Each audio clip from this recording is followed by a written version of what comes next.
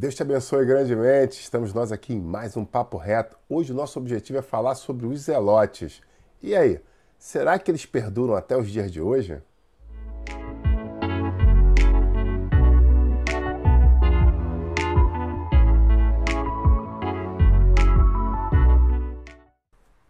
Os zelotes eram um grupo partidário religioso que se assemelhava, num dado momento, aos fariseus. Porém, eles iam além do que os fariseus faziam, porque os fariseus ficavam ali picotando as pessoas, cuidando dos detalhes. E eles entendiam que existia uma outra forma de também resolver as pendências que se apresentavam. Era através da força e da violência. Eles tiveram uma origem. Alguns falam em Finéias, lá em Números 25. Outros vão falar que vai ser em cima do sacerdote Matatias, na história dos Macabeus. Isso não importa. O que importa é o que eles fizeram na época da dominação do Império Romano em Israel. Eles não aceitavam de forma alguma isso, porque eles entendiam que o território de Israel era um território santo e o governo de Israel era teocrático. Logo, eles não aceitavam ter que pagar impostos para uma nação estrangeira pagã. Então, o que acontece? Eles começam a fazer revoltas, rebeliões contra Roma e o seu domínio, levando muitos deles, em momentos que você busca pela história, sendo assassinados, sendo literalmente crucificado pelo Império Romano, para mostrar exemplo para as outras pessoas, para tentar acalmar ou diminuir, abafar a rebelião que eles traziam à nação. Mas o fato é, muitas pessoas concordavam com os métodos deles, por mais que fossem métodos complexos. E eu pergunto a você, será que nos dias de hoje não acontecem a mesma coisa? Será que nós muitas vezes não vemos pessoas agindo de formas erradas e nós pensamos, não, porque no fundo, ele, no meio de todas as atrocidades que ele faz, ele fez isso ou aquilo que é muito bom. E nós acabamos coando o mosquito e engolindo um camelo. Muitas pessoas veem muitas atitudes erradas e literalmente tampam seus olhos diante da situação porque querem ficar bem com a sociedade. Deixa eu te dizer uma coisa, durante décadas, quiçá séculos, nós evangélicos éramos chamados de protestantes. E eu pergunto a você, por que protestantes? Por um motivo simples, porque nós não aceitávamos comungar com as questões erradas que eram feitas por esse mundo. Nós tínhamos por alicerce, pura e simplesmente, a Bíblia Sagrada. E cumprimos o que estava escrito ali. E eu pergunto a você, qual é a diferença entre nós e um zelote?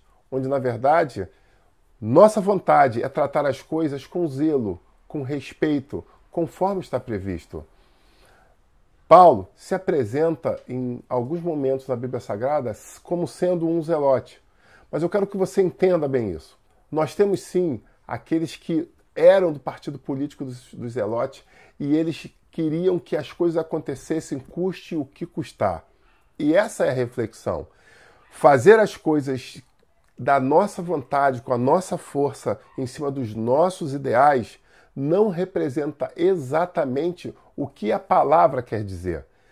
O partido político dos zelotes levavam as coisas a ponto de assassinato, se necessário fosse, para conseguir os seus ideais. Mas quando Paulo fala que eu sou um zelote, não quer dizer que ele era um assassino, não quer dizer que ele fazia parte do partido político. O que Paulo estava tentando dizer é que eu e você precisamos agir como zelotes em cima das questões do reino de Deus. Nós precisamos zelar para que as coisas estejam dentro do centro da vontade do Senhor. Nós precisamos zelar para que a palavra de Deus se cumpra não somente nas nossas vidas, não somente na nossa família, mas na sociedade que está à nossa volta.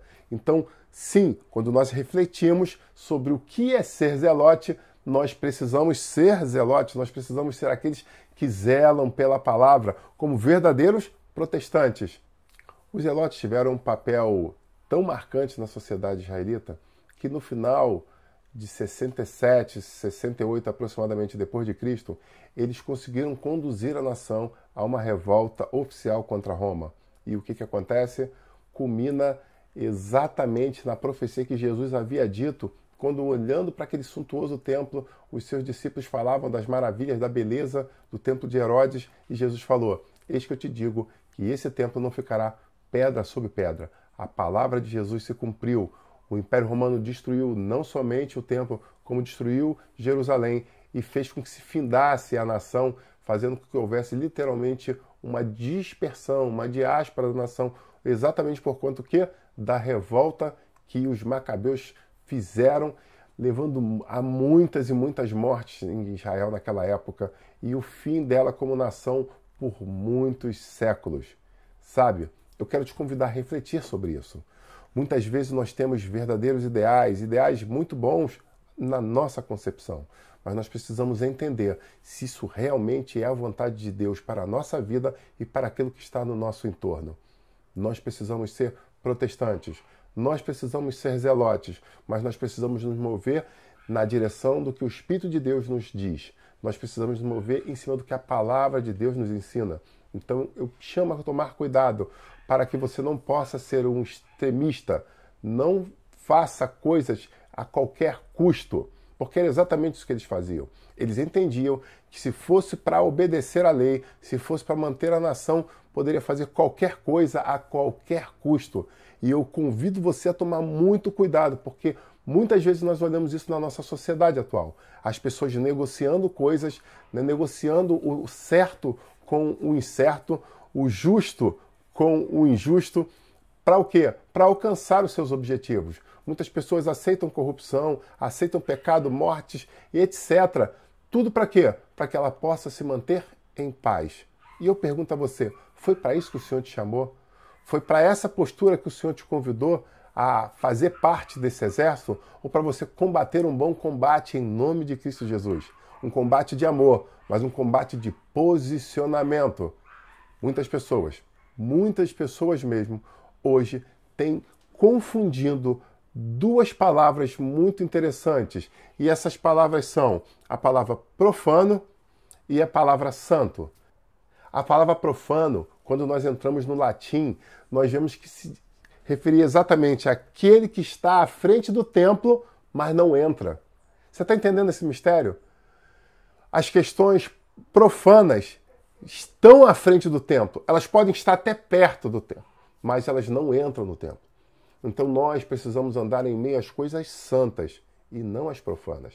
Não confunda alhos com bugalhos, como diz o ditado. Eu quero te dizer, você tem perseverado e eu glorifico a Deus por isso. Mas eu quero convidar a você a manter-se atento ao que as Escrituras nos orientam. E ela nos orienta, assim como o apóstolo Paulo fala, a sermos zelotes, a zelarmos pela palavra de Deus. Mas lembre-se, nós precisamos zelar. Conforme Cristo nos falou, nós precisamos zelar, mas lembrando sempre do amor. Amém? Mantenha-se firme, mantenha-se posicionado e seja um zelote de Cristo. Deus te abençoe grandemente. Shalom Adonai.